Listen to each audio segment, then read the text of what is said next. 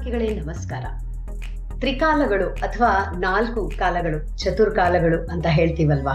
ಮಳೆಗಾಲ, ಬೇಸಿಗೆಗಾಲ, ವಸಂತ ಕಾಲ, ಹಾಗೇನೆ ಚಳಿಗಾಲ ಅಂತ. ಈ ಎಲ್ಲ ಕಾಲಗಳು ಕಾಲ ಕಾಲಕ್ಕೆ ತಕ್ಕ ಹಾಗೆ ಬಂದು ಪ್ರಾಣಿ ಜೀವಿ ಅಥವಾ ಮನುಷ್ಯನಿಗೆ ಸಹಾಯ ಮಾಡುವಂತಹ ಕೆಲಸವನ್ನ ಮಾಡುತ್ತೆ. ಅದರ ಜೊತೆಗೆ ತನ್ನದೇ ಆದ ಒಂದಷ್ಟು ಸಂಕಷ್ಟಗಳನ್ನು ಕೂಡ ಒದಗಿಸಿಕೊಡುತ್ತೆ, ತಂದಿಡುತ್ತೆ. ಬೇಸಿಗೆ ಕಾಲದಲ್ಲಿ ತನ್ನದೇ ಆದ ಒಂದು ಅಬ್ಬಬ್ಬಾ ಎಷ್ಟೊಂದು ಶೆಖೆನಪ್ಪ ಅಂತ ಹೇಳಿ ಈ ಬಾರಿ ಅಂತೂ 2024ರ ಏನು ಬೇಸಿಗೆ ಕಾಲ ಅಂತೂ ಎಲ್ಲರನ್ನು ಹೈರಾಣ ಮಾಡಿಸ್ಬಿಟ್ಟಿತ್ತು.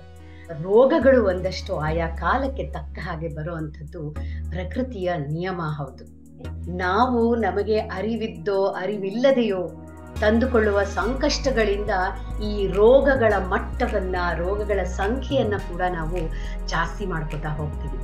ಈಗ ಸದ್ಯಕ್ಕೆ ನಡೀತಾ ಇರೋದು ಮಳೆಗಾಲ.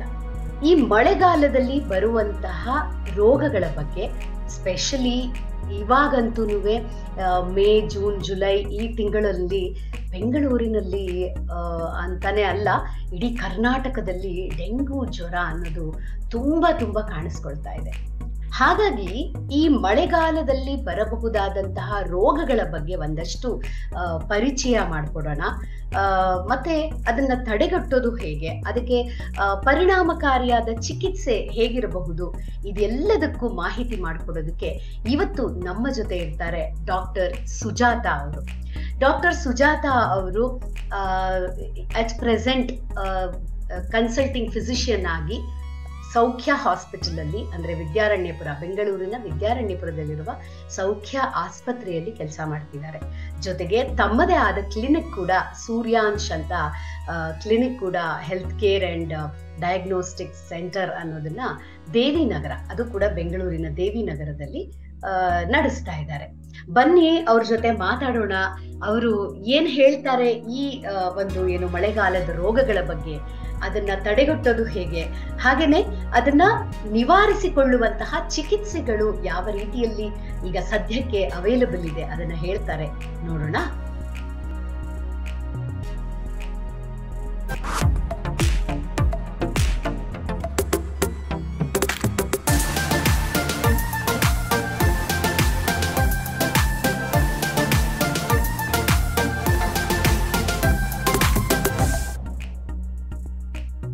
ಸರಿ, ಹಾಗಿದ್ರೆ ಕಂಪನಾಂಕಿಗಳೇ ಬನ್ನಿ ಇವತ್ತಿನ ಸಂವಾದ ಕಾರ್ಯಕ್ರಮವನ್ನ ಆರಂಭಿಸೋಣ.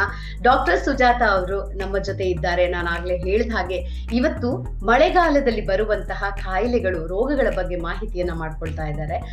ಸ್ಪೆಷಲಿ ಡೆಂಗು ಇವಾಗ ಎಲ್ಲ ಕಡೆಗೆ ವಿಪರೀತ ಆಗಿರೋದ್ರಿಂದ ಡೆಂಗು ಹೇಗೆ ಅವಾಯ್ಡ್ ಮಾಡಬಹುದು, ಅದರ ಗುಣಲಕ್ಷಣಗಳೇನು, ಚಿಕಿತ್ಸೆ ಏನು, ಯಾರಲ್ಲಿ ಈ ಡೆಂಗ್ಯೂ ಕಾಣಿಸಿಕೊಳ್ಳುವಂತಹ ಸಾಧ್ಯತೆ ಇದೆ, ಇದರ ಪ್ರಸಾರ ಅಥವಾ ಹರಡುವಿಕೆ ಹೇಗೆ ಆಗತ್ತೆ, ಇದೆಲ್ಲದರ ಬಗ್ಗೆ ಮಾಹಿತಿ ಮಾಡಿಕೊಡೋದಕ್ಕೆ ನಮ್ಮ ಜೊತೆ ಇದ್ದಾರೆ ಇವತ್ತು ಡಾಕ್ಟರ್ ಸುಜಾತ ಅವರು. ಡಾಕ್ಟರ್ ಸುಜಾತ ಅವರೇ ನಮಸ್ಕಾರ, ಕಾರ್ಯಕ್ರಮಕ್ಕೆ ಸ್ವಾಗತ. Welcome madam. ನಮಸ್ಕಾರ madam. Thank you. Thanks for coming to our show. Kampananka radio ಕಡೆಯಿಂದ ಹಾರ್ದಿಕವಾದ ಸ್ವಾಗತ ಮತ್ತೊಮ್ಮೆ. ಮೇಡಮ್ ಹೇಳಿ, ಎಷ್ಟು ವರ್ಷದಿಂದ ನೀವು ಈ ವೃತ್ತಿಯಲ್ಲಿ ಇದ್ದೀರಾ? ನಾನು ಡಾಕ್ಟರ್ ಆಗಿ ಈಗ 15 ವರ್ಷ ಆಗಿದೆ ಮೇಡಮ್. MS ರಾಮಯ್ಯ ಹಾಸ್ಪಿಟಲ್ ಅಲ್ಲಿ ನಾನು MBBS ಮಾಡಿ PG ಮಾಡಿ ಅಲ್ಲೇ ಕೆಲವು ವರ್ಷ ಕೆಲಸ ಮಾಡ್ತಿದ್ದೆ ಅಸಿಸ್ಟೆಂಟ್ ಪ್ರೊಫೆಸರ್ ಆಗಿ. ಆಮೇಲೆ ಮದುವೆ ಆಗಿ ಮಗು ಆಯ್ತು. Then I had to resign. Break also. I needed a break also. Long term goal ನಂದೇ ಪ್ರೈವೇಟ್ ಪ್ರಾಕ್ಟೀಸ್ ಶುರು ಮಾಡಬೇಕು ಅಂತ ಒಂದು ಆಸೆ ಇತ್ತು. ದೆನ್ ಸೌಖ್ಯ ಹಾಸ್ಪಿಟಲ್ ಒಬ್ರು ಇಂಟ್ರೊಡ್ಯೂಸ್ ಮಾಡಿದ್ರು ನಾನು. So I join, I started working there. Inpatient practice ಇರಲಿ ಅಂತ, ಜೊತೆಗೆ ನನ್ನ ಪ್ರಾಕ್ಟೀಸ್ ಶುರು ಮಾಡಿದೆ. It's going hand by hand. So 15 years ಇಂದ you are in this field? Yes madam. ಇವತ್ತು ನಾನು ಆಗ್ಲೇ ಹೇಳಿದ ಹಾಗೆ ಮಳೆಗಾಲದ ರೋಗಗಳ ಬಗ್ಗೆ ಒಂದಷ್ಟು ಮಾಹಿತಿ ಮಾಡ್ಕೊಡಿ ಅಂತ ಕೇಳಿದ್ದೆ. ಆದ್ರೆ ನಿಮ್ಮನ್ನ ನೋಡಿದ್ಮೇಲೆ, ನಾನು ಇದೇ ನಿಮ್ಮನ್ನ ಮೊದಲ ಬಾರಿ ನೋಡ್ತಾ ಇರೋದು. ನಿಮ್ಮನ್ನ ನೋಡಿದ್ಮೇಲೆ, ಜೊತೆಗೆ ನೀವು ಹೇಳಿದ್ರಿ 15 ವರ್ಷದಿಂದ ಈ ಫೀಲ್ಡ್ ಅಲ್ಲಿ ಇದ್ದೀನಿ ಅಂತ. ಎಲ್ಲಾ ಪ್ರಶ್ನೆಗಳಿಗಿಂತ ಮುಂಚೆ ಒಂದು ಮುಖ್ಯವಾದ ಪ್ರಶ್ನೆ ಕಾಡ್ತಾ ಇದೆ ನನ್ನ. 15 years ಅಂದ್ರೆ you must be in your ಎಲ್ಲ PG ಮಾಡಿ ಎಲ್ಲ ಮಾಡಿದ್ರು late 30s, if I'm right? Yes, madam. I'm 36 now. But you look so young. ಏನ್ ಈಗ ಇಷ್ಟೇ MBBS ಪಾಸ್ ಮಾಡಿ ಬಂದು ಹೊಸದಾಗಿ ಡಾಕ್ಟರ್ ಗಿರಿ ಸ್ಟಾರ್ಟ್ ಮಾಡ್ದಂಗ್ ಕಾಣಿಸ್ತಿದ್ರಲ್ಲ, ಅದರ ರಹಸ್ಯ ಏನು ಹೇಳ್ಬಿಡಿ ನನ್ಗೆ first. I am highly stressed. ದಿನ ಸ್ವಲ್ಪ ಸ್ಟ್ರೆಸ್ ಇರುತ್ತೆ, but at the same time I am on my toes. I eat healthy. ನಾನು ಜಾಸ್ತಿ ಏನು ಆಚೆ ಫುಡ್ಸ್ ತಿನ್ನಲ್ಲ. And ಅಷ್ಟೇ madam, that is why because I am on my toes. ಅದು ಒಳ್ಳೆ ಎಕ್ಸರ್ಸೈಸ್ ಆದಂಗೆ. ಕರೆಕ್ಟ್. ಸೊ ಬಹುಶಃ ನೀವು ಹೇಳೋದನ್ನ ಒಂದು ಸಮ್ಮರೈಸ್ ಮಾಡ್ಬೋದು ಅಂತಂದ್ರೆ, ಯಾವಾಗ್ಲೂ ಆಕ್ಟಿವ್ ಆಗಿರ್ಬೇಕು, ಸರಿಯಾದ ಆಹಾರ ಪದ್ಧತಿಯನ್ನ ಅನುಸರಿಸ್ಕೊಳ್ಬೇಕು ಅಂತ ಹೇಳ್ಬೋದಾ? Thank you. ನಾನೇ ಅದೇ ಅಡ್ವೈಸ್ ಮಾಡ್ತಾ ಇರ್ತೀನಿ. ಸೊ ಈವನ್ ನಾನು ಅದೇ ಫಾಲೋ ಮಾಡ್ಬೇಕಲ್ವಾ? Correct. So thank you so much for this wonderful opening advice. And once again welcome to Kampananka tele radio. ಇವತ್ತು ನಾವು ಮಾತಾಡ್ತಾ ಇದ್ವಿ, ನಾನಾಗ್ಲೇ ನಿಮ್ಮ ಪರಿಚಯ ಮಾಡುವಾಗ ಹೇಳ್ತಾ ಇದ್ದೆ, ಎಲ್ಲ ಕಾಲಗಳಲ್ಲೂ ಅದರದ್ದೇ ಆದ ಅಡ್ವಾಂಟೇಜಸ್ ಕೂಡ ಇರುತ್ತೆ, ಡಿಸ್ಅಡ್ವಾಂಟೇಜಸ್ ಕೂಡ ಇರುತ್ತೆ. ಆ ಅಡ್ವಾಂಟೇಜಸ್ ನಾವು ಅತ್ಯಂತ ಹೃತ್ಪೂರ್ವಕವಾಗಿ ಒಪ್ಕೊಳ್ತೀವಿ, ಎಂಜಾಯ್ ಮಾಡ್ತೀವಿ. ಆದ್ರೆ ಅದರ ಡಿಸ್ಅಡ್ವಾಂಟೇಜಸ್ ಏನಿದೆ ಅದನ್ನ ನಾವು ನಮಗೆ ಗೊತ್ತಿದ್ದು ಗೊತ್ತಿಲ್ಲದೆಯೋ ಅದಕ್ಕೊಂದಷ್ಟು ನಾವೇ ಸಾಮಗ್ರಿಗಳನ್ನ ಒದಗಿಸಿಕೊಟ್ಟು ಡಿಸ್ಅಡ್ವಾಂಟೇಜಸ್ ನ ಜಾಸ್ತಿ ಮಾಡ್ಕೊಳ್ತೀವಿ. ಏನ್ ಅನ್ಸುತ್ತೆ ನಿಮ್ಗೆ? ಹೌದು ಮೇಡಮ್, ತುಂಬಾ ನಿಜ. ಸೊ ಯಾವ್ದೇ ಒಳ್ಳೆ ವಿಷಯನು ತುಂಬಾ ಅಧಿಕವಾಗಿ ಉಪಯೋಗಿಸಿದ್ರೆ ಅದೇ ಕೆಟ್ಟದಾಗಕ್ಕೆ ಶುರು ಆಗುತ್ತೆ ಅಲ್ವಾ? ಉಪಯೋಗಕ್ಕಿಂತ ಅದರ ದುರುಪಯೋಗ ಮಾಡ್ಕೊಂಡ್ರೆ ಅದು ನಮಗೆ ಕೆಟ್ಟದನ್ನ ಕೊಡುತ್ತೆ ಅಂತ ಹೇಳ್ಬಹುದು. ಮೇಡಮ್, ಈಗ ಸದ್ಯಕ್ಕೆ ನಾವು ಮಳೆಗಾಲದಲ್ಲಿ ಇದ್ದೀವಿ, ಮಳೆಗಾಲ ಮಾನ್ಸೂನ್ ಪೀರಿಯಡ್ ಅಲ್ಲಿ ಇದ್ದೀವಿ. ಈ ಟೈಮಲ್ಲಿ ಬರಬಹುದಾದಂತಹ ಮುಖ್ಯವಾದ ಕಾಯಿಲೆಗಳು ಯಾವ್ಯಾವ್ದು ಮೇಡಮ್ ನೀವು ಕಂಡಂತೆ? ಮುಖ್ಯವಾಗಿ ನೀರಿನಿಂದ ಹರಡೋದು, ಗಾಳಿನಿಂದ ಬರೋದು, ಈಗ ಕಾಯಿಲೆಗಳು ಜಾಸ್ತಿ ಉಂಟಾಗುತ್ತೆ ಮೇಡಮ್. ಒಂದ್ ತಿಂಗಳು ಮುಂಚೆ ನಾವು ತುಂಬಾ viral bronchitis, acute viral respiratory infections ಅಂದ್ರೆ ಶ್ವಾಸಕೋಶದ, ಮೂಗಿನ ಇನ್ಫೆಕ್ಷನ್, ಗಂಟ್ಲು ಇನ್ಫೆಕ್ಷನ್ ನೋಡ್ತಾ ಇದ್ವಿ ತುಂಬಾ ಜನರಲ್ಲಿ. ಈಗ ಆಲ್ಮೋಸ್ಟ್ ಜೊತೆಗೆ ಶುರು ಆಯ್ತು ಒಂದೂವರೆ ತಿಂಗಳಿಂದ. ಬರೀ ಜ್ವರ, ಮೈಕೈ ನೋವು, ತಲೆನೋವು ಅಂತ ಟೆಸ್ಟ್ ಮಾಡಿ ನೋಡಿದ್ರೆ ಒಬ್ಬೊಬ್ರಿಗೆ ಡೆಂಗಿ ಅಂತ ಪಾಸಿಟಿವ್ ಬಂತು. ಈಗ ಆಲ್ಮೋಸ್ಟ್ ಒಂದ್ 3 ವಾರದಿಂದ ನೋಡಿದ್ರೆ ಪ್ರತಿಯೊಬ್ಬರದು ಡೆಂಗಿ ಪಾಸಿಟಿವ್ ಬರ್ತಾ ಇದೆ. ಸೊ ಇದು ಡೆಂಗಿ ಜ್ವರ ಅನ್ನೋದು ಸೊಳ್ಳೆಗಳಿಂದ ಟ್ರಾನ್ಸ್ಮಿಟ್ ಆಗೋದು. ಸೊಳ್ಳೆ ಕಚ್ಚೋದ್ರಿಂದ ಮನುಷ್ಯರಿಗೆ ಬರುವಂತದ್ದು ಜ್ವರ. ಮನುಷ್ಯರಿಂದ ಒಬ್ರಿಗೆ ಬರೋದಿಲ್ಲ, ಬಟ್ ಸೊಳ್ಳೆ ಕಚ್ಚಿರೋದ್ರಿಂದ ಒಂದು ಕುಟುಂಬದಲ್ಲಿ ಎಲ್ರಿಗೂ ಬರೋ ಸಾಧ್ಯತೆ ಇರುತ್ತೆ. ಸೊ ಅದೊಂದು. ಇನ್ನೊಂದು, ಕಾಡಿನಲ್ಲಿ ಇಲ್ಲ ತುಂಬಾ ಮರಗಳಲ್ಲಿ ಇರೋ ಜಾಗದಲ್ಲಿ ಸ್ವಲ್ಪ ಮಲೇರಿಯಾ ಇನ್ಫೆಕ್ಷನ್ಸು, ಅದು ಸೊಳ್ಳೆನಿಂದ ಬರೋದು. ಮಲೇರಿಯಾ ಇನ್ಫೆಕ್ಷನ್ಸ್ ಕಂಡು ಬರುತ್ತೆ. ನೀರು, ಊಟದಿಂದ ಬರೋದು, ಹೈಜೀನ್ ಇಲ್ಲ ಅಂದ್ರೆ ಟೈಫಾಯ್ಡ್ ಇನ್ಫೆಕ್ಷನ್ಸ್, ಕಾಲರಾ ಇನ್ಫೆಕ್ಷನ್ಸು ಒಂದ್ ತಿಂಗಳು ಮುಂಚೆ ನೋಡ್ತಾ ಇದ್ದಾರೆ. ಈಗ ಟೈಫಾಯ್ಡ್ ಇನ್ಫೆಕ್ಷನ್ಸ್, ಕಾಲರಾ ಇನ್ಫೆಕ್ಷನ್ಸ್ ಮಳೆಗಾಲದಲ್ಲಿ ಬರೋ ಸಾಧ್ಯತೆ ಇರುತ್ತೆ. ಬರೀ ಡೆಂಗಿ ಒಂದೇ ಅಲ್ಲ, ಮಲೇರಿಯಾ ಒಂದೇ ಅಲ್ಲ, ಈಗ ಹೊಸದಾಗಿ ಬೇರೆ ವೈರಸಸ್, ಜಿಕಾ ವೈರಸ್, ಸರಿಯಾಗಿ ಇಮ್ಯುನೈಸೇಷನ್ ಆಗ್ಲಿಲ್ಲ ಅಂದ್ರೆ ಯೆಲ್ಲೋ ಫೀವರ್ ವೈರಸ್ ಕೆಲವ್ರಿಗೆ, ಬೇರೆ ವಿದೇಶದಿಂದ ಬರೋವ್ರಿಗೆ ಇವೆಲ್ಲ ಕಂಡು ಬರ್ತದೆ. ಬಟ್ ಅದು ಡೆಂಗಿ ವೈರಸ್ ಜ್ವರದಿಂದ ಸ್ವಲ್ಪ ಕಡಿಮೆ ಜನರಿಗೆ ಬರೋದು, ಜಾಸ್ತಿ ಕಾಣಿಸ್ಕೊಳ್ಳೋದು ಡೆಂಗಿ ಜ್ವರ, ಟೈಫಾಯ್ಡ್ ಜ್ವರ ಆ ತರ ನೋಡ್ತಾ ಇದ್ದೀವಿ ನಾನು. ಮೇಡಮ್, ನೀವ್ ಹೇಳ್ತಿರೋದನ್ನ ಕೇಳಿಸ್ಕೊಂಡ್ರೆ ಮಲೇರಿಯಾ ಇರಬಹುದು, ಕಾಲರಾ ಇರಬಹುದು, ಅಥವಾ ಈ ಡೆಂಗಿ ಹೇಳ್ತೀವಲ್ಲ ಅದಿರಬಹುದು, ಅಥವಾ ಬೇರೆ ತರ ಒಂದಷ್ಟು ಕಾಯಿಲೆಗಳಿಗೆ ಜ್ವರನೇ ಮುಖ್ಯವಾಗಿ ಮುಖ್ಯವಾಗಿ ಅಲ್ವಾ? ಆದ್ರೆ ಇದು ಡೆಂಗಿನೇ, ಇದು ಕಾಲರಾನೇ, ಇದು ಮಲೇರಿಯಾನೇ ಅಂತ unless we come to you and you, ನೀವು ಒಂದಷ್ಟು ರಕ್ತ ಪರೀಕ್ಷೆಗಳನ್ನ ಮಾಡ್ತೀರಾ, ಆ ಪರೀಕ್ಷೆ ಈ ಪರೀಕ್ಷೆ ಮಾಡ್ತೀರಾ, ಪತ್ತೆ ಮಾಡ್ತೀರಾ. ಅದರ್ವೈಸ್ ಒಬ್ಬನಿಗೆ ನನ್ಗೆ ಇವಾಗ ಜ್ವರ ಬಂತು ಅಂದ್ರೆ ಇಮಿಡಿಯೇಟ್ ಆಗಿ ನನ್ಗೆ ಹೇಗೆ ಗೊತ್ತಾಗತ್ತೆ ಇದು ಏನಿರಬಹುದು? ಸುಮ್ನೆ ಮೈಕೈ ನೋವು ಜ್ವರನ ಅಥವಾ ಡೆಂಗುನ, ಕಾಲರಾನ ಅಂತ ಪತ್ತೆ ಹೇಗೆ ಮಾಡ್ಕೊಳ್ಳೋದು? ಅವ್ರದ್ದು ಹಿಸ್ಟ್ರಿ ಅವರು ಅವಾಗ ಮುಖ್ಯ ಆಗುತ್ತೆ ಮೇಡಮ್. ಎಲ್ಲಿಂದ ಬಂದ್ರು, ಏನಾದ್ರು ಊರ್ಗ್ ಹೋಗಿದ್ರ, ಇಲ್ಲ ಫಂಕ್ಷನ್ ಎಲ್ಲಾದ್ರೂ ಅಟೆಂಡ್ ಮಾಡಿದ್ರ, ಆಚೆ ಎಲ್ಲಾದ್ರೂ ಹೋಗಿದ್ರ, ಇಲ್ಲ ಮನೆಯಲ್ಲಿ ಇನ್ಯಾರಿಗಾದ್ರೂ ಜ್ವರ ಬಂದಿದ್ದ, ಅದೊಂದು. So travel history, any other family history ಅದು ಮುಖ್ಯ ಆಗುತ್ತೆ. ಇನ್ನೊಂದು ಜ್ವರದ ಜೊತೆ ಜ್ವರ ಹೇಗೆ ಬರ್ತಾ ಇದೆ, ಪ್ರತಿದಿನ ದಿನ ಪೂರ್ತಿ ಜ್ವರ ಬಂದು ಹೋಗ್ತಾ ಇದೆಯಾ, ಇಲ್ಲ ಬರೀ ಸಂಜೆ ಹೊತ್ತರಲ್ಲಿ ಜಾಸ್ತಿ ಬರೋದು, ಇಲ್ಲ ಬೆಳಗ್ಗೆ ಹೊತ್ತರಲ್ಲಿ ಜಾಸ್ತಿ ಬರೋದು, ಜ್ವರ ತುಂಬಾ ಕಡಿಮೆ ಆಗಿದೆಯಾ, ಇಲ್ಲ high fever, high grade fever ಅಂದ್ರೆ 103, 104 ಡಿಗ್ರಿ ಫ್ಯಾರನೈಟ್ ಟೆಂಪರೇಚರ್. ಸೊ ಈ ತರ ಥರ್ಮೋಮೀಟರ್ ಇಟ್ಟು ನೋಡಿದ್ರೆ ಜ್ವರ ಜಾಸ್ತಿ ಇದೆ. ಜ್ವರದ ಜೊತೆ ಚಳಿ, ನಡುಗು ಇವೆಲ್ಲ ಕಂಡು ಬರೋದು. ಜ್ವರ ಒಂದೇ ಅಲ್ಲ, ಜೊತೆಗೆ ಮೈಕೈ ನೋವು, ತಲೆನೋವು, ಎಸ್ಪೆಷಲಿ ಕಣ್ಣು ಹಿಂದೆ ನೋವು, ಕಣ್ಣೆಲ್ಲಾದ್ರೂ ಈ ಕಡೆ ಆ ಕಡೆ ನೋಡಿದ್ರೆ ಕಣ್ಣು ಹಿಂದೆ ನೋವು ಬರೋದು. ಓಕೆ, ಮೈಕೈ ನೋವು ಬರುವಂತದ್ದು. ಹೌದು, ರೆಟ್ರೋ ಆರ್ಬೈಟಲ್ ಪೇನ್ ಅಂತೀವಿ. ಸೊ ಕಣ್ಣು ಈ ಕಡೆ ಆ ಕಡೆ ತಿರುಗಿಸಿದ್ರೆ ಕಣ್ಣು ಹಿಂದೆ ನೋವು ಬರೋದು, ಇಲ್ಲ ಮಾಂಸಖಂಡ ಮೂಳೆ ನೋವು ಬರೋದು. ಒಬ್ಬೊಬ್ರಿಗೆ ರ್ಯಾಶ್, ದದ್ದುಗಳು, ಚರ್ಮ ದದ್ದುಗಳು ಶುರು ಆಗುತ್ತೆ. ಸೊ ಇವೆಲ್ಲ ನೋಡಿದ್ರೆ ವೈರಲ್ ಇನ್ಫೆಕ್ಷನ್, ಡೆಂಗಿ ಜ್ವರ ಆತರ ನಾವು ಅಸ್ಯೂಮ್ ಮಾಡ್ಬೋದು. ಮೋಸ್ಟ್ ಪ್ರಾಬಬಲ್ ಇನ್ಫೆಕ್ಷನ್ ಅಂದ್ರೆ ಡೆಂಗಿ. ಆಮೇಲೆ ಮುಂದೆ ಟೆಸ್ಟ್ ಮಾಡಕ್ ಹೋದ್ರೆ ಡೆಂಗಿ ಪಾಸಿಟಿವ್ ಅಂತ ಸಿರೋಲಾಜಿಕಲ್ ಟೆಸ್ಟ್ ಅಲ್ಲಿ ಗೊತ್ತಾಗುತ್ತೆ ಮೇಡಮ್, ಬ್ಲಡ್ ಟೆಸ್ಟ್ ಅಲ್ಲಿ. ಈಗ ಅದನ್ನ ಇದಿಷ್ಟು ಸಿಂಪ್ಟಮ್ಸ್ ನ ನಾವು ನಿಮ್ಮ ಹತ್ರ ಬಂದಾಗ ನೀವು ಕೇಳಿ ಪತ್ತೆ ಮಾಡ್ತೀರಾ. ಇಮ್ಮಿಡಿಯೇಟ್ ಆಗಿ ನಾವು ನಮಗೆ ಜ್ವರ ಬಂದಿದೆ ಅಂದ್ರೆ ಎಷ್ಟು ದಿವಸ ಕಾಯಬಹುದು ನಿಮ್ಮನ್ನ ನೋಡೋದಕ್ಕೆ ಡಾಕ್ಟರ್ಸ್ ನ? 1 ದಿನ 2 ದಿನ ಮೇಡಮ್. 1 ದಿನ 2 ದಿನದಲ್ಲಿ ಜ್ವರ ಕಡಿಮೆನೆ ಆಗ್ತಾ ಇಲ್ಲ, ಇನ್ನೂ ಅಧಿಕ ಆಗ್ತಾ ಇದೆ.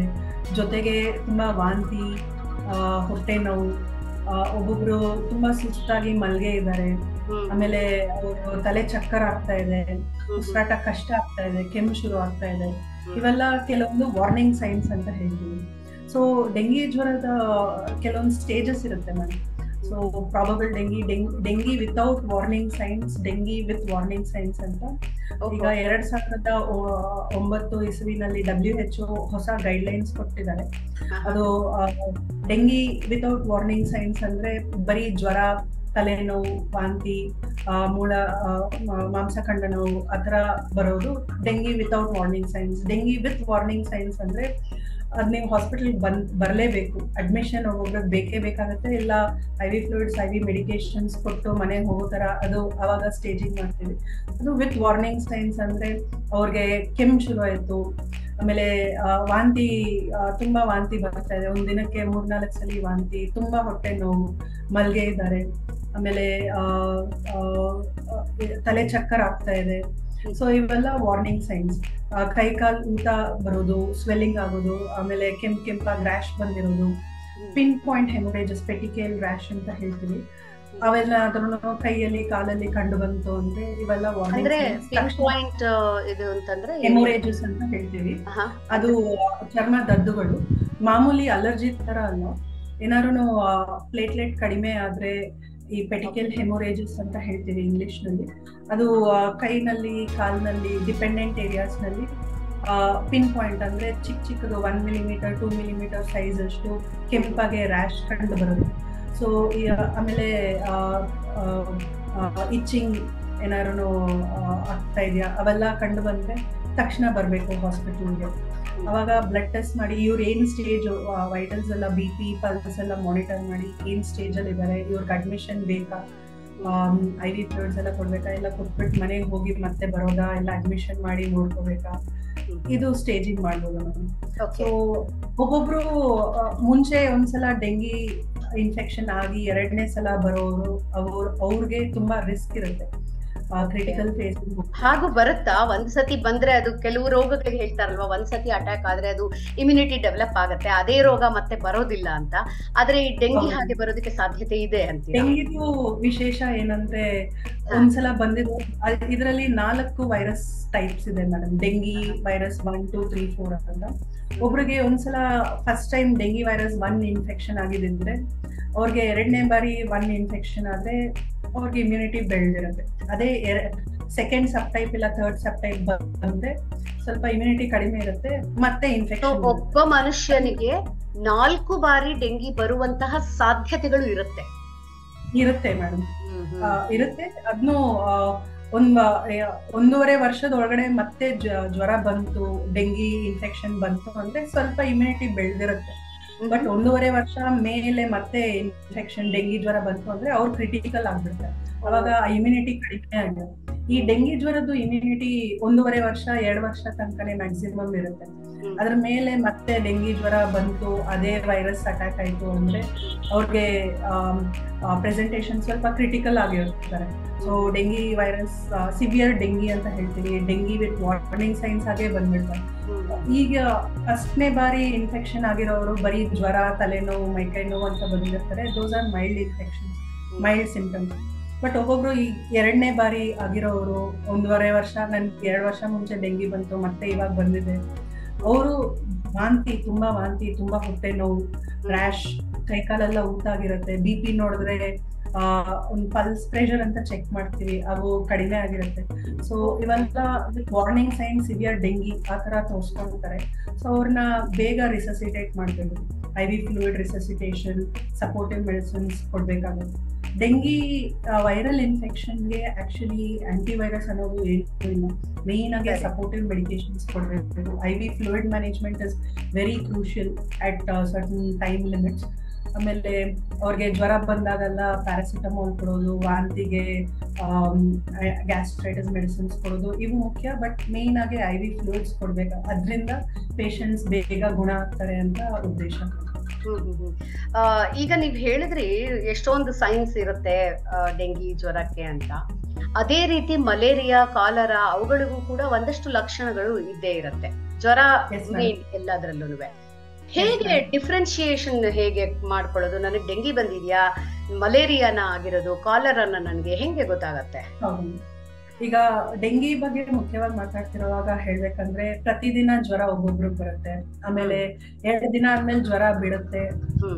ಓಕೆ, ಅವ್ರು ಇಂಪ್ರೂವ್ ಆಗ್ತಿದ್ದಾರೆ ಅಂತ ಡಿಸ್ಚಾರ್ಜ್ ಮಾಡಿದ್ರೆ ಮನೆಗೆ ಹೋದ್ಮೇಲೆ ಮತ್ತೆ ಜ್ವರ ಬರುತ್ತೆ 4ನೇ ದಿನ. ಇದು ಸ್ಯಾಡನ್ ಬ್ಯಾಕ್ ಫೀವರ್ ಅಂತ ಹೇಳ್ತೀವಿ. 2-3 ದಿನ ಜ್ವರ ಬಂದಿರುತ್ತೆ, ಹೈ ಫೀವರ್, ಮತ್ತೆ ಜ್ವರ ನಿಲ್ಲತ್ತೆ ಇನ್ನೊಂದ್ 2 ದಿನ, ಮತ್ತೆ ಜ್ವರ ಮೇಲ್ ಬರುತ್ತೆ. ಇದು ಡೆಂಗಿ ಜ್ವರದಲ್ಲಿ ಈ ಲಕ್ಷಣ. ಆದ್ರೆ ಮಲೇರಿಯಾನಲ್ಲೂ ಡಿಫ್ರೆಂಟ್ ಟೈಪ್ಸ್ ಇದೆ. ಮಲೇರಿಯಾ ಒಂದಿನ ಜ್ವರ ಇರುತ್ತೆ, ಚಳಿ ಜ್ವರ, ತುಂಬಾ ಚಳಿ ಬರುತ್ತೆ, ನಡುಗು. ಆಮೇಲೆ ಜ್ವರ ಬಿಟ್ಟ ನಂತರ ಫುಲ್ ಒದ್ದೆ ಆಗ್ಬಿಡ್ತಾರೆ, ಶೆಕೆ ಬಂದು. So fever with chills and drenching sweats ಅಂತ ಹೇಳ್ತೀವಿ. ಒಂದಿನ ಬರುತ್ತೆ, ಒಂದಿನ ಇರಲ್ಲ, ಒಂದಿನ ಬರುತ್ತೆ, ಒಂದಿನ ಇರಲ್ಲ. ಸೊ ಈ ತರ ಮಲೇರಿಯಾನಲ್ಲಿ ಕಂಡು ಬರುತ್ತೆ. High fever with chills and drenching sweats ಅಂತ ಹೇಳ್ತೀವಿ, ಇದು ಮಲೇರಿಯಾನಲ್ಲಿ. ಅದೇ ಟೈಫಾಯ್ಡ್ ಅಲ್ಲೂ ಅಷ್ಟೇ, ಜ್ವರ ಬಂದು ಹೋಗುತ್ತೆ. ಕಾಲರಾನಲ್ಲಿ ಮೇನ್ ಆಗಿ ವಾಂತಿ, ಲೂಸ್ ಮೋಷನ್ಸ್ ತುಂಬಾ ನೀರಾಗೆ ಹೋಗ್ತಾ ಇರ್ತಾರೆ, ನೀರಾಗೆ ಅಷ್ಟು ಫ್ಲೂಯಿಡ್ಸ್ ಕಳ್ಕೊಂತಿರ್ತಾರೆ. ಸೊ ಕಾಲರಾನಲ್ಲೂ ಮೇನ್ ಆಗಿ ಫ್ಲೂಯಿಡ್ ಮ್ಯಾನೇಜ್ಮೆಂಟ್, ಫ್ಲೂಯಿಡ್ ರಿಸಸಿಟೇಷನ್ ಮಾಡ್ಬೇಕು, ಆಂಟಿಬಯೋಟಿಕ್ಸ್ ಕೊಡ್ಬೇಕಾಗುತ್ತೆ. ಕಾಲರಾ ಅಂತ ಗೊತ್ತಾದ್ರೆ ಅದರಲ್ಲಿ ಜ್ವರ ಬರುವಂತದ್ದು ಇರೋದಿಲ್ವಾ? ಮೇನ್ ಆಗಿ ಜ್ವರ ಕಂಡು ಬರಲ್ಲ, ಬಟ್ ಜಾಸ್ತಿ ವಾಂತಿ, ಲೂಸ್ ಮೋಷನ್ ಕಂಡು ಬರುತ್ತೆ ಕಾಲರಾನಲ್ಲಿ. ಅದೇ ಇಮ್ಯುನಿಟಿ ಕಡಿಮೆ ಆದ್ರೆ, ಇದು ಇನ್ಫೆಕ್ಷನ್ ತುಂಬಾ ಇದ್ರೆ ಜ್ವರ ಕಂಡು ಬರುತ್ತೆ. ಜ್ವರ ಇರೋದೇ ಇಲ್ಲ ಅಂತಲ್ಲ, ಜ್ವರ ಕಂಡು ಬರುತ್ತೆ. ಬಟ್ ಮೇನ್ ಆಗಿ ಅವರಲ್ಲಿ ಕಂಡು ಬರೋದು ವಾಂತಿ, ಬೇದಿ ಜಾಸ್ತಿ, ಬೇದಿ ಜಾಸ್ತಿ ಇರುತ್ತೆ, ವಾಂತಿ, ಬೇದಿ ಜಾಸ್ತಿ ಇರುತ್ತೆ. ಸೊ ಒಬ್ಬೊಬ್ರಿಗೆ ಜ್ವರ ಕಂಡು ಬರುತ್ತೆ. ಇದು ಕಾಲರಾನಲ್ಲಿ. ಮೇಡಮ್, ಈಗ ಕಾಲರಾ ಅಂತ ಹೇಳಿದಾಗ ಇಲ್ಲಿ ಒಂದು IBS ಅಂತ ಹೇಳ್ತೀವಲ್ವಾ, ಇರಿಟೇಬಲ್ ಬೌಲ್ ಸಿಂಡ್ರೋಮ್ ಅಂತ, ಅದರಲ್ಲಿ ಕೂಡ ಬೇದಿ ಜಾಸ್ತಿ ಆಗುವಂತಹ ಸಿಂಪ್ಟಮ್ಸ್ ಅದು. ಅದಕ್ಕೂ ಇದಕ್ಕೂ ನಾವ್ ಹೆಂಗೆ ಡಿಫ್ರೆನ್ಸ್ ಕಂಡುಹಿಡಿಕೊಳ್ಳೋದು? Cholera patients, the amount of stools are in very high quantity, large quantity stools ಇರುತ್ತೆ. ಪೀಸ್ಫುಲ್ ಡಯರಿಯಾ ಅಂತ ಹೋಗ್ತಾನೆ ಇರ್ತಾರೆ. ಬಟ್ ಅದೇ ಇರಿಟೇಬಲ್ ಬೌಲ್ ಅಂದ್ರೆ ಅದು 2 spectrum. It's constipation type, diarrhoea type ಇರುತ್ತೆ. ಪ್ಲಸ್ ಫುಡ್ ಅಲರ್ಜಿ ಏನಾದ್ರು ಇರುತ್ತೆ ಅವ್ರಿಗೆ. ಫುಡ್ ಅಲರ್ಜಿ ಇಲ್ಲ ಸ್ಟ್ರೆಸ್ ಇಂದ ಅವ್ರಿಗೆ ಡಯರಿಯಾ ಆಗುತ್ತೆ. ಪ್ಲಸ್ ಇಷ್ಟು ಸಿವಿಯರ್ ಆಗಿರಲ್ಲ ಡಯರಿಯಾ. ಸೊ ಊಟ ಮಾಡಿದಾಗ ಡಯರಿಯಾ ಆಗುತ್ತೆ. ಒಂದಿನಕ್ಕೆ 2-3 ಸಲ, ಅಟ್ ದ ಮೋಸ್ಟ್ 4 ಟೈಮ್ಸ್ ಆ ತರ ಡಯರಿಯಾ ಇರುತ್ತೆ. ನಾಟ್ ಎವ್ರಿ ಅವರ್ ಆ ತರ ಡಯರಿಯಾ. ಅಂಡ್ ಲಾಸ್ಟ್ ಫ್ರೀಕ್ವೆಂಟ್ ಆಗಿರೋದಿಲ್ಲ, ಅಷ್ಟು ಫ್ರೀಕ್ವೆಂಟ್ ಆಗಿರಲ್ಲ. ಬಟ್ ಇದು ಕೂಡ ಬಹುಶಃ ಮಳೆಗಾಲದಲ್ಲಿ ಹೆಚ್ಚಾಗಿ ಕಾಣಿಸ್ಕೊಳ್ಳುವಂತಹ ಒಂದು ರೋಗ ಅಂತ ಹೇಳ್ಬಹುದಲ್ಲ, IBS ಕೂಡ. ತುಂಬಾ ಜನರು ನಾನು ಹೋಗ್ಬೇಕಾದ್ರೆ street foods especially which are very unhygienic, ಅದು ಸ್ವಲ್ಪ ಫ್ರೈಡ್ ಅದು ಇದು ತಿನ್ನೋಣ ಅಂತ ಗೋಲ್ಗಪ್ಪ. ಐ ಫಿಯರ್ ದೆಮ್, ಈ ತರ ಕಾಲರಾ ಆಗೋ ಚಾನ್ಸ್ ಇದೆ ಅಂತ. And I have seen cases, ತುಂಬಾ ಜನ ನೋಡಿದ್ರು. ಆಲ್ಮೋಸ್ಟ್ 1.5 months ಬ್ಯಾಕ್ ಈ ತರ ಜಾಸ್ತಿ ಕೇಸಸ್ ಇತ್ತು. ಸೊ ನೋಡಿದ್ದೇನೆ. ಓಕೆ.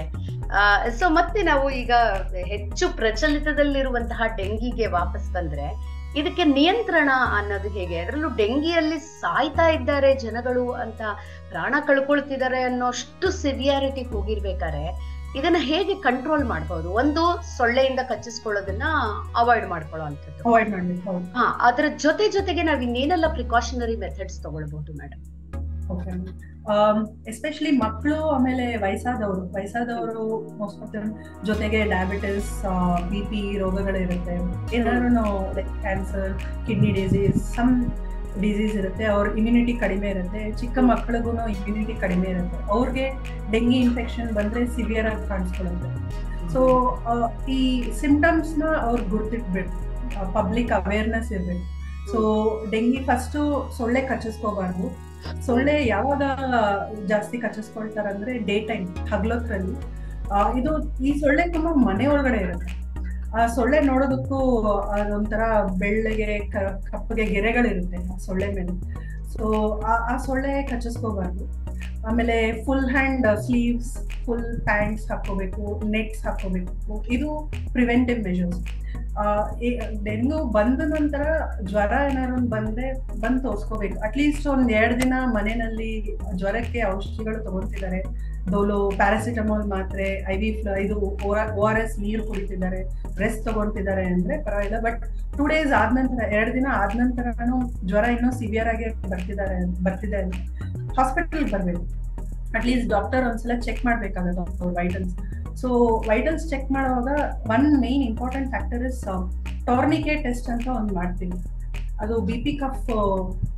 BP ಮಧ್ಯ ಒಂದು ಲಿಮಿಟ್ ಅಲ್ಲಿ ಇನ್ಫ್ಲೇಟ್ ಮಾಡ್ಬಿಟ್ಟು ನೋಡಿದ್ರೆ, ನಾನು ಮೊದಲು ಹೇಳಿದ್ನಲ್ಲ ಪೆಟಿಕಿಯಲ್ ರ್ಯಾಷಸ್ ಅಂತ, ಪಿನ್ ಪಾಯಿಂಟ್ ಹೆಮೊರೇಜಸ್ ಕೈಯಲ್ಲಿ ಗೊತ್ತಾಗುತ್ತೆ ಅಂತ.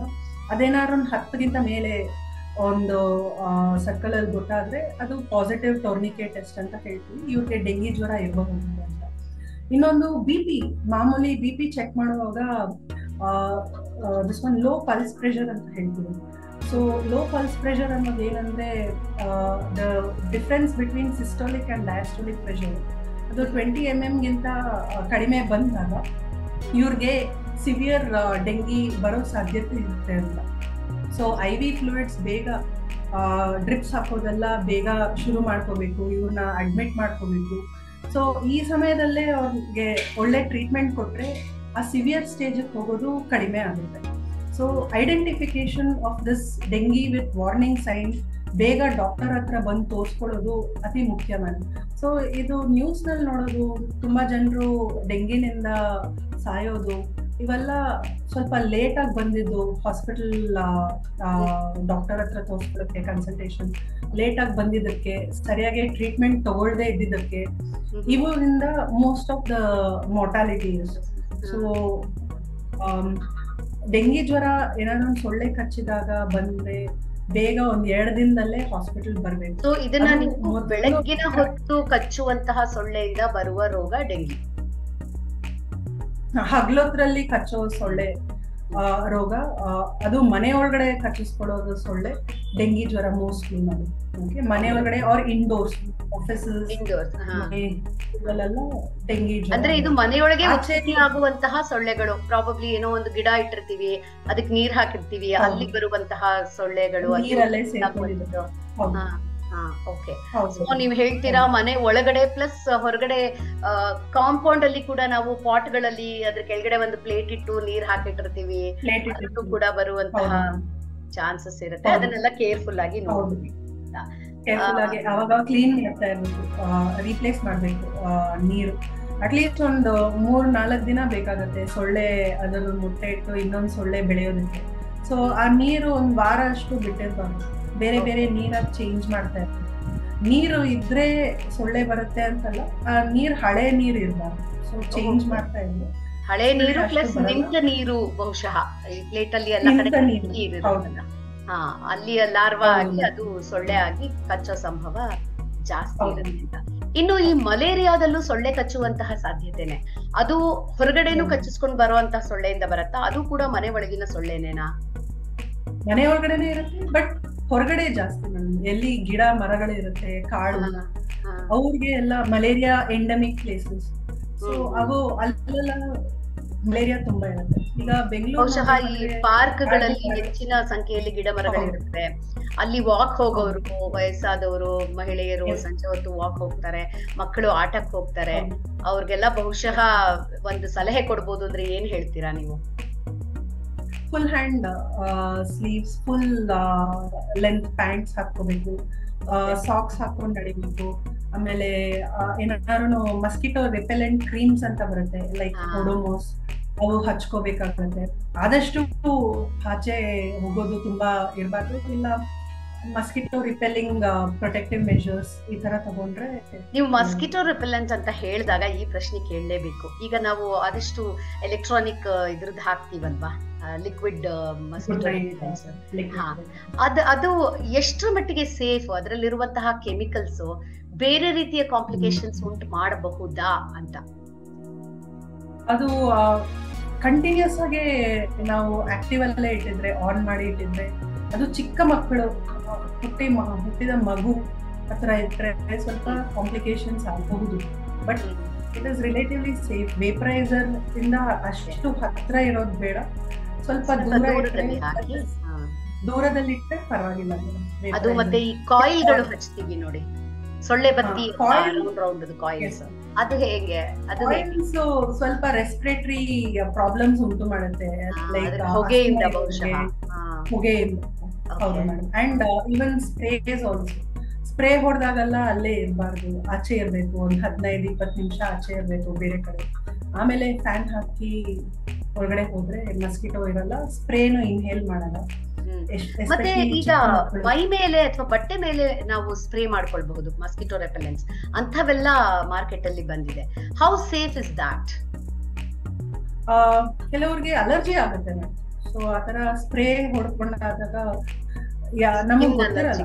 ಸೊ ಈ ತರ ಸ್ಕಿನ್ ಅಲರ್ಜಿ ನಮಗ್ ಮೊದ್ಲು ಬಂದಿರಲ್ಲ. ಸೊ ಈ ತರ ಸ್ಪ್ರೇ ಹೊಡ್ಕೊಂಡಾಗ ಒಬ್ಬೊಬ್ರು ಯಾರ್ಯಾರಿಗೆ ಅಲರ್ಜಿ ಪ್ರೊಪೆನ್ಸಿಟಿ ಇರುತ್ತೋ ಅವ್ರಿಗೆ ಬರೋ ಸಾಧ್ಯತೆ ಇರುತ್ತೆ. Plus these sprays are actually poisonous, so they can enter the bloodstream. So ಆದಷ್ಟು ಬಟ್ಟೆಗಳಲ್ಲಿ ಸ್ಪ್ರೇ ಹೊಡೆಯೋದು, ಇನ್ಸೆಕ್ಟಿಸೈಡ್ ಸ್ಪ್ರೇಸ್ ಲೈಕ್ ಡೀಟ್ ಅವೆಲ್ಲ ಹೊಡೆಯೋದು not safe madam.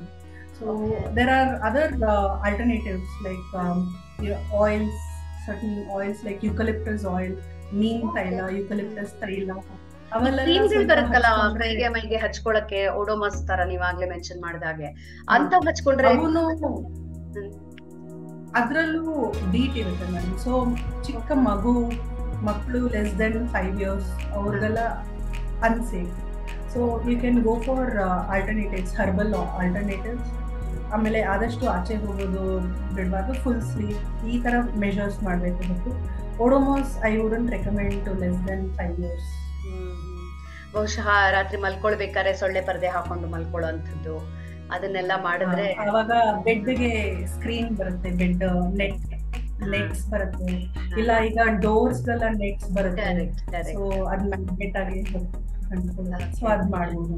Those are very effective. Correct. Madam ಹೇಳಿ, ಅರ್ಧ ಗಂಟೆ ಕಾಲ ನಮ್ಮ ಜೊತೆ ಇದ್ದೀರಾ ಕಂಪನಾಂಕ ರೇಡಿಯೋ ಜೊತೆಗೆ. ಕಾರ್ಯಕ್ರಮದ ಕೊನೆಗೆ ಒಂದು ಕಿವಿ ಮಾತು ಹೇಳಬೇಕು, ಮಳೆಗಾಲದ ರೋಗಗಳಿಂದ ಬಚಾವ್ ಮಾಡ್ಕೊಳಕ್ಕೆ ನಮ್ಮನ್ನ ನಾವು, ಅಂದ್ರೆ ಒಂದು 5 ಪಾಯಿಂಟ್ಸ್ ಏನ್ ಹೇಳ್ತೀರಾ ನೀವು? ಈಗ ಫಸ್ಟ್ ಅಂಡ್ ಫಾರ್ಮೋಸ್ಟ್ ಡೆಂಗಿ ಜ್ವರ it's a preventive disease. Dengue ಜ್ವರ ಬಂದು ಸತ್ತೋಗೋದು, ಕೆಲವರು ಪೇಷಂಟ್ಸ್ ತೀರೋಗೋದು, ಅದು ತುಂಬಾ ಅನ್ಫಾರ್ಚುನೇಟ್ ಅಂತ ಹೇಳ್ಬೋದು. ಸೊ ಬೇಗ ಕಂಡುಹಿಡಿಬೇಕು. ಸೊ ಸೊಳ್ಳೆ ಕಚ್ಚಿಸ್ಕೊಳ್ಳೋದು ಅದು ಅವಾಯ್ಡ್ ಮಾಡ್ಬೇಕು, preventive measures. So mosquito repellent vaporisers, creams, nets ಇವೆಲ್ಲ ಹಾಕ್ಬೇಕು. ನೀರೆಲ್ಲ ತೆಗಿಬೇಕು, ಹಳೆ ನೀರು ಯಾವುದು ಅಲ್ಲಿ ಸೇರ್ಕೊಂಡಿರ್ಬಾರ್ದು. ಇದು ಪ್ರಿವೆಂಟಿವ್ ಮೆಷರ್ಸ್. ಇನ್ನೊಂದು, ಡೆಂಗಿ ಅಕಸ್ಮಾತ್ ಬಂತು ಅಂದ್ರೆ ಫಸ್ಟ್ ನಾವು ಐಡೆಂಟಿಫೈ ಮಾಡ್ಬೇಕು. ಏನಾದ್ರು ಒಂದು ಜ್ವರ ಬಂತು, ಮೈಕೈ ನೋವು, ತಲೆನೋವು, ಹೊಟ್ಟೆ ನೋವು, ಈ ತರ ವಾರ್ನಿಂಗ್ ಸೈನ್ಸ್ ಏನಾದ್ರು ಶುರು ಆಗ್ತಾ ಇದೆ, ಹೊಟ್ಟೆ ನೋವು, ವಾಂತಿ, ಉಸಿರಾಟ ಕಷ್ಟ, ಕೆಮ್ಮು ಏನಾದ್ರು ಶುರು ಆಗ್ತಿದ್ರೆ ಬೇಗ ಹಾಸ್ಪಿಟಲ್ಗೆ ಹೋಗಿ ಡಾಕ್ಟರ್ನ ಮೀಟ್ ಮಾಡಬೇಕು. ಅವ್ರು ಚೆಕ್ ಮಾಡಬೇಕಾಗತ್ತೆ, ಬ್ಲಡ್ ಟೆಸ್ಟ್ ಮಾಡಬೇಕಾಗತ್ತೆ. ಸೊ ವೈಟಲ್ಸ್ ಚೆಕ್ ಮಾಡಿದ್ರೆ ಅದರ ಪ್ರಕಾರ ಟ್ರೀಟ್ಮೆಂಟ್ ತಗೊಂಡ್ರೆ ಕ್ರಿಟಿಕಲ್ ಫೇಸ್ಗೆ ಹೋಗೋದು ಕಡಿಮೆ ಆಗುತ್ತೆ. ಸೊ ಇದೊಂದು. ಇನ್ನೊಂದು ತುಂಬಾ ಜನರು ನೋಡಿದೀವಿ ಡೆಂಗಿ ಟೆಸ್ಟ್ ಮಾಡೋದು. ಸೊ ನಾವು ಬೇರೆ ಕಂಪ್ಲೀಟ್ ಬ್ಲಡ್ ಕೌಂಟ್, ಬಿಳಿ ರಕ್ತದ ಅಂಶ, ಪ್ಲೇಟ್ಲೆಟ್ ಅಂಶ ಎಲ್ಲ ಚೆಕ್ ಮಾಡ್ತೀವಿ ಹೊರತು ಡೆಂಗಿ ಟೆಸ್ಟ್ ಮಾಡೋದು ಸ್ವಲ್ಪ ನಾವು ಒಂದು 2 ದಿನ ವೇಟ್ ಮಾಡ್ಬೋದು. ಜ್ವರ ಶುರು ಆಗಿದ್ದ ದಿನಾನೇ ಒಬ್ಬೊಬ್ರು ಟೆಸ್ಟ್ ಮಾಡ್ಕೊಂಡ್ರೆ ಪ್ರೈಮರಿ ಇನ್ಫೆಕ್ಷನ್ಸ್ ಅಲ್ಲಿ ಫಸ್ಟ್ ಟೈಮ್ ಡೆಂಗಿ ಬಂದಿದ್ದವ್ರಿಗೆಲ್ಲ ಡೆಂಗಿ ಟೆಸ್ಟ್ ಮಾಡಕ್ ಹೋದ್ರೆ ಸಿರೋಲಾಜಿಕಲ್ ಟೆಸ್ಟ್ ನೆಗೆಟಿವ್ ಬರುತ್ತೆ. ಬಟ್ ಅವ್ರಿಗೆ ಎಲ್ಲ ಲಕ್ಷಣಗಳು ಡೆಂಗಿ ತರ ಕಾಣಿಸ್ಕೊಳುತ್ತೆ, ಬಟ್ ಡೆಂಗಿ ಟೆಸ್ಟ್ ಮಾಡಕ್ ಹೋದ್ರೆ ನೆಗೆಟಿವ್. ಸೊ ಬೇರೆ ನೀವು ಹೇಳ್ತೀರಾ ಒಂದ್ 2 ದಿವಸ ತಡೆದು ಡೆಂಗಿ ಟೆಸ್ಟ್ ಮಾಡಿದ್ರೆ ಬೆಟರ್, ಟೆಸ್ಟ್ ಮಾಡಿದ್ರೆ ಒಳ್ಳೇದು. ಅವಾಗ ಪಾಸಿಟಿವಿಟಿ ಇನ್ಕ್ರೀಸ್ ಆಗುತ್ತೆ. ಅದೇ 2ನೇ ಬಾರಿ ಡೆಂಗಿ ಟೆಸ್ಟ್ ಡೆಂಗಿ ಜ್ವರ ಬಂದಿದ್ದವ್ರು ಟೆಸ್ಟ್ ಮಾಡ್ಕೊಂಡ್ರೆ ಫಸ್ಟ್ ದಿನ ಡೆಂಗಿ ಪಾಸಿಟಿವ್ ಬರೋ ಸಾಧ್ಯತೆ ಇರುತ್ತೆ. ಒಂದು 60% 80% ಸಾಧ್ಯತೆ ಇರುತ್ತೆ. ಅದೇ ನೀವು 2ನೇ ದಿನ 3ನೇ ದಿನ ಫಸ್ಟ್ ಟೈಮ್ ಡೆಂಗಿ ಜ್ವರ ಬಂದಿದ್ದವ್ರು ಟೆಸ್ಟ್ ಮಾಡಕ್ ಹೋದ್ರೆ ಅವಾಗ ಪಾಸಿಟಿವ್ ಬರೋ ಸಾಧ್ಯತೆ ಇದೆ. ಸೊ ಡೆಂಗಿ ಟೆಸ್ಟ್ ಒಂದು 2ನೇ ದಿನ ಜ್ವರ ಶುರು ಆಗಿ ಟೆಸ್ಟ್ ಮಾಡ್ಕೊಂಡ್ರೆ ಒಳ್ಳೇದು. ಅದೇ ನೀವು ಕಂಪ್ಲೀಟ್ ಬ್ಲಡ್ ಕೌಂಟ್, ಪ್ಲೇಟ್ಲೆಟ್ ಅಂಶ, ಲಿವರ್ ಎನ್ಸೈಮ್ಸ್ ಅದೆಲ್ಲ ಟೆಸ್ಟ್ ಮಾಡೋದು ಫಸ್ಟ್ ಟೈಮ್ ಇಂದ ಮಾಡಿದ್ರೆ ಪರವಾಗಿಲ್ಲ. So identification of symptoms very important. So dengue without warning science ಅಂದ್ರೆ ಮನೆಯಲ್ಲೇ ನೀವು ನೀರು ಚೆನ್ನಾಗಿ ಕುಡಿಯೋದು, ರೆಸ್ಟ್ ತಗೊಳ್ಳೋದು, ಜ್ವರ ಬಂದಾಗಲ್ಲ ಪ್ಯಾರಾಸಿಟಮಾಲ್ ಔಷಧಿ ತಗೊಳ್ಳೋದು, ಇದು ಒಳ್ಳೇದು. ನೀವು ಇನ್ನೊಂದೇನು ತುಂಬಾ ಜನರಲ್ಲಿ ನೋಡ್ತಿದ್ದೀನಿ ಅಂದ್ರೆ ಅವ್ರಿಗೆ ಪ್ಲೇಟ್ಲೆಟ್ ಅಂಶ ಕಡಿಮೆ ಆಗೋ ಸಾಧ್ಯತೆ ಇರುತ್ತೆ, ಟೆಸ್ಟ್ ಮಾಡಿರಲ್ಲ, ಬಟ್ ಡಾಕ್ಟರ್ ಹತ್ರ ಹೋಗಿ ಒಂದು ಇಂಜೆಕ್ಷನ್ ಕೊಡಿ ಅಂತ ಸೊಂಟದಲ್ಲಿ ಇಂಜೆಕ್ಷನ್ ಹಾಕ್ಕೊಂತಾರೆ. ಅವಾಗ ಅಲ್ಲಿ ರಕ್ತ ಸೇರ್ಕೊಂಡು ಹೆಮಟೋಮಾ ಇನ್ಫೆಕ್ಷನ್ ಆಗ್ಬಿಡುತ್ತೆ, ಪ್ಲೇಟ್ಲೆಟ್ ಅಂಶ ಕಡಿಮೆ ಆಗುತ್ತೆ. ಸೊ ಈ ಇಂಟ್ರಾಮಸ್ಕ್ಯುಲರ್ ಇಂಜೆಕ್ಷನ್ಸ್ ಅವಾಯ್ಡ್ ಮಾಡಬೇಕು. ಕೆಲವರು ಸಜೆಸ್ಟ್ ಮಾಡ್ತೀರಾ ನೀವು? IV ಸಜೆಸ್ಟ್ ಮಾಡ್ತೀನಿ, oral IV or suppositories suggest ಮಾಡ್ತೀನಿ. ಇನ್ನೊಂದು ಏನಂದ್ರೆ ಪ್ಯಾರಾಸಿಟಮಾಲ್ ಒಂದೇ safe medicine for dengue. Acetaminophen or paracetamol, Dolo, Calpol ಇವು ಜ್ವರ ಕಡಿಮೆ ಮಾಡೋದಕ್ಕೆ ಸೇಫ್. ಕೆಲವರು ಐಬುಪ್ರೋಫೆನ್, NSAIDs ಎಲ್ಲ ಯೂಸ್ ಮಾಡ್ತಾರೆ, ಬ್ರೂಫೆನ್. ಸೊ ಇವೆಲ್ಲ ಗ್ಯಾಸ್ಟ್ರೈಟಿಸ್, ಇನ್ನೂ ಪ್ಲೇಟ್ಲೆಟ್ ಕಡಿಮೆ ಮಾಡಿಸ್ಬಿಡುತ್ತೆ. ಸೊ ಇವೆಲ್ಲ ಅವಾಯ್ಡ್ ಮಾಡ್ಬೇಕು. ನಾನು ಐಬುಪ್ರೋಫೆನ್ ತಗೊಂಡ್ರೆ ಮೊದ್ಲಿಂದಾನೇ ನನಗೆ ಮೈಕೈ ನೋವೆಲ್ಲ ತುಂಬಾ ಕಡಿಮೆ ಆಗುತ್ತೆ ಅಂತ ಡೆಂಗಿ ಜ್ವರದಲ್ಲಿ ಅದು ತಗೋಬಾರ್ದು. So NSAIDs are avoided in dengue infection. So ಅದೊಂದು ಎಚ್ಚರಿಕೆ ವಹಿಸಬೇಕು. 3ನೇದು early identification, going to the hospital and getting treated. Maybe ಎಲ್ಲರೂ ಹಾಸ್ಪಿಟಲ್ ಹೋಗಿದ್ದವರು ಅಡ್ಮಿಟ್ ಆಗೋದಿಲ್ಲ. ಫಸ್ಟ್ ಫ್ಯೂ ಡೇಸ್ ಸ್ವಲ್ಪ ನಾವು ಫ್ಲೂಯಿಡ್ಸ್ ಕೊಟ್ಟು ರಿಸಸಿಟೇಟ್ ಮಾಡ್ತೀವಿ, ಮತ್ತೆ ಮನೆಗೆ ಹೋಗಿ 2 ದಿನ ಬಿಟ್ಕೊಂಡು ಬನ್ನಿ ಅಂತ ಹೇಳ್ತೀವಿ. ಕೆಲವರು ಸಿವಿಯರ್ ಸಿಂಪ್ಟಮ್ಸ್ ಇದ್ರೆ ಅಡ್ಮಿಟ್ ಮಾಡ್ಕೊಳ್ತೀವಿ. ಸೊ ಇದು ಪೇಷನ್ಸ್ ಇರ್ಬೇಕು. ಇನ್ನೊಂದು ಪೇಷಂಟ್ಸ್ ಬರೋರ್ಗೆ ಸ್ವಲ್ಪ ತಾಳ್ಮೆ ಇರಬೇಕು. ಈ ಡೆಂಗಿ ಜ್ವರ ಅನ್ನೋದು ನಾವು ಎಷ್ಟು ಟ್ರೀಟ್ಮೆಂಟ್ ಕೊಟ್ಟರು ಅದಕ್ಕೆ ಕೋರ್ಸ್ ಮುಗ್ದೇ ಹೋಗುತ್ತೆ, ಒಂದು 5 ದಿನದಿಂದ 6 ದಿನ. ಸೊ ಆ ಸಮಯದಲ್ಲಿ ಸ್ವಲ್ಪ ಎಚ್ಚರಿಕೆ ವಹಿಸೋದು, ಪೇಷಂಟ್ಸ್ ಕಡೆಯಿಂದ ತಾಳ್ಮೆ ಇರೋದು, ಈ ತರ ನಾವು ರೆಸ್ಟ್ ತಗೋಬೇಕು, ಮೆಡಿಸಿನ್ಸ್ ಕರೆಕ್ಟಾಗಿ ತಗೋಬೇಕು ಅನ್ನೋದು ಅವರು ಮನಸ್ಸಿನಲ್ಲಿ ಒಂದು ಎಚ್ಚರಿಕೆ ವಹಿಸ್ಬೇಕು. ಇನ್ನೊಂದು ಡೆಂಗಿ ಜ್ವರದಿಂದ ಮೇಲಾಗಿದ್ದಾರೆ ತುಂಬಾ ಜನರಲ್ಲಿ ನಾನು ನೋಡ್ತಿರೋದು ಸುಸ್ತು. ಸೊ ಮೈಕೈ ನೋವು ತುಂಬಾ ಆಗ್ತಾ ಇದೆ ಮೇಡಮ್, ನನ್ನ ಜ್ವರ ಎಲ್ಲ ಮೇಲಾಯ್ತು, ತುಂಬಾ ಸುಸ್ತಾಗ್ತಾ ಇದೆ, ನಾನು ಜ್ವರ ಮೇಲಾಗಿ ಒಂದು 3-4 ದಿನ ಆಯ್ತು, ಬಟ್ ನಂಗೆ ಇನ್ನೂ ಸುಸ್ತಿದೆ. That post viral fatigue is another important thing. ಅವರು ರೆಸ್ಟ್ ತಗೊಳ್ಳೋದು ಒಳ್ಳೆ ಬಹು ಮುಖ್ಯ. Rest and lot of fluid consumption. So ನೀರಿನ ಅಂಶ, ಗಂಜಿ, ಸೂಪ್ಸ್ ಹಾಗೆ ಏನಾರು ಕುಡಿಯೋದು, ರೆಸ್ಟ್ ಅಲ್ಲಿ ಇರೋದು ಬಹಳ ಮುಖ್ಯ. ಸೊ ಈ ತರ ರೆಸ್ಟ್ ಅಲ್ಲಿ ಇದ್ರೆ ಮುಂದೆ ತಿಂಗಳಲ್ಲಿ ಮೈಕೈ ನೋವು, ಜಾಯಿಂಟ್ ಪೇನ್ಸ್ ಬರೋದೆಲ್ಲ ಕಡಿಮೆ ಆಗುತ್ತೆ. ಸೊ ಇದೊಂದು ಮುಖ್ಯವಾದದ್ದು. ಓಕೆ, ಸಾಕಷ್ಟು ಉತ್ತಮ ಮಾಹಿತಿಯನ್ನ ಒದಗಿಸಿಕೊಟ್ಟಿದ್ದೀರಾ ಮೇಡಮ್. ಈ ಡೆಂಗಿ ಜ್ವರ ಅನ್ನೋಂಥದ್ದು ಯಾವ ವಯಸ್ಸಿನವರಿಗಾದ್ರೂ ಬರಬಹುದು. ಸೊಳ್ಳೆಯಿಂದ ದೂರ ಇರಬೇಕು, ಹೈಜೀನ್ ಪಾಲಿಸ್ಬೇಕು, ಒಳ್ಳೆ ಪೌಷ್ಟಿಕ ಆಹಾರ ತೆಗೆದುಕೊಳ್ಬೇಕು, ಮತ್ತೆ ಒಂದಷ್ಟು ಉತ್ತಮ ವ್ಯಾಯಾಮ ಅಳವಡಿಸ್ಕೊಳ್ಬೇಕು. ಓವರ್ ಆಲ್ ನಮ್ಮ ಜೀವನ ಶೈಲಿಯಲ್ಲಿ ಒಂದು ಉತ್ತಮಿಕೆಯನ್ನ ಇಟ್ಕೊಂಡ್ರೆ ಬಹುಶಃ ನಮ್ಮ ಇಮ್ಯುನಿಟಿ ಲೆವೆಲ್ ಚೆನ್ನಾಗಿರುತ್ತೆ, ಆವಾಗ ಇಂಥವೆಲ್ಲ ಕಾಣಿಸ್ಕೊಳ್ಳಲ್ಲ ಅಂತ ಹೇಳ್ತೀರಾ. Thank you so much doctor Sujata. ಕಂಪನಾಂಕದ ಜೊತೆ ಈವರೆಗೂ ಮಾತಾಡಿ ಉತ್ತಮ ಮಾಹಿತಿಯನ್ನ ಮಾಡ್ಕೊಟ್ಟಿದ್ದೀರಾ. ತುಂಬ ಹೃದಯದ ಧನ್ಯವಾದಗಳು. ನಮಸ್ಕಾರ ಮೇಡಮ್. ನಮಸ್ಕಾರ. Thank you.